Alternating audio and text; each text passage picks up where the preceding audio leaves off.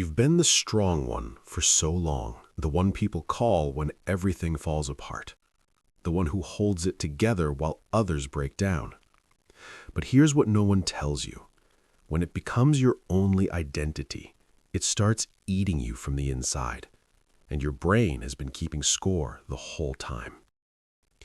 You don't cry at funerals anymore, not because you don't feel it, but because something in you decided a long time ago that your emotions take up too much space. So you became smaller on the inside while appearing larger on the outside. You solve everyone's problems. You're the rock, the anchor, the reliable one. But when you're alone, there's this exhaustion that has no name, a tiredness that sleep doesn't fix. You started noticing something strange. You can't ask for help even when you're drowning. The words physically won't come out of your mouth. It's not pride, it's not stubbornness, it's something deeper. Your nervous system learned that needing someone is dangerous. This isn't a character flaw. This is a self-support system, and it's a trauma response disguised as a personality trait. In psychology, it's called compulsive self-reliance. It develops when the brain learns that emotional vulnerability leads to abandonment, so it adapts. It builds walls and calls them boundaries. It turns isolation into a survival strategy. You're not cold. You're not damaged. You're responding exactly how a brilliant, adaptive brain responds when it decides that safety means needing no one. Here's what's happening in your brain. Your amygdala, the part that detects threat, learned early that showing weakness meant danger. Maybe your emotions were dismissed.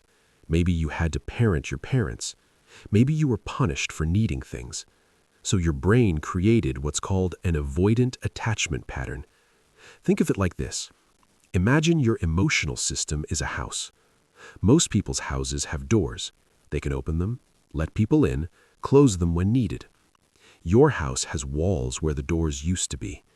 You built them brick by brick every time someone proved that opening the door was unsafe. Now, even when you want to let someone in, your body perceives it as structural damage. The threat response activates, and you retreat. Here's the neuroscience. When you suppress emotions repeatedly, your prefrontal cortex, the part that regulates feelings, actually starts to override your limbic system. You become so good at numbing that you lose access to your own emotional data. The cost? Your body still feels everything. It just expresses it differently. Chronic tension, insomnia, a nervous system stuck in hypervigilance. Because unfelt emotions don't disappear, they just go underground. So how do you unlearn this without falling apart? Not by forcing yourself to be vulnerable. That's like telling someone who's afraid of heights to jump off a building. You need a different approach. Start separating your behavior from your identity. You're not just independent. You're operating from a protective strategy your brain built. When you catch yourself refusing help, pause. Ask, is this wisdom or is this a wound? The brain responds to curiosity, not criticism. You don't have to tell someone your deepest trauma. Start with something small. Admit you're tired. Say you don't know something. Let someone carry the grocery bags. This is called graded exposure in psychology. You're teaching your nervous system that small amounts of reliance don't lead to catastrophe. Each time you do this and survive, your brain updates its threat model. Slowly, the walls start to become doors again. Your brain has been operating in sympathetic nervous system dominance. That's fight or flight mode, running constantly. Rest isn't laziness.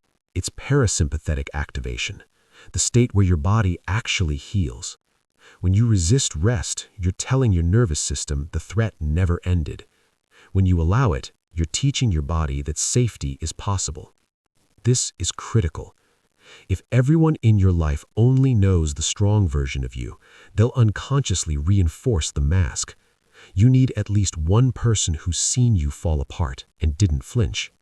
Psychologically, this is called a secure base. It's not about dependency. It's about having proof that you can be human and still be loved. Hyper-independence often starts in childhood. You had to grow up too fast. You didn't get to be needy, messy, or small. That loss is real. Let yourself feel angry about it. Not to stay there, but to honor what was taken. Grief is how the brain processes what should have been different. Without it, you stay stuck protecting a child who's no longer there. Here's the mental model. Imagine your strength,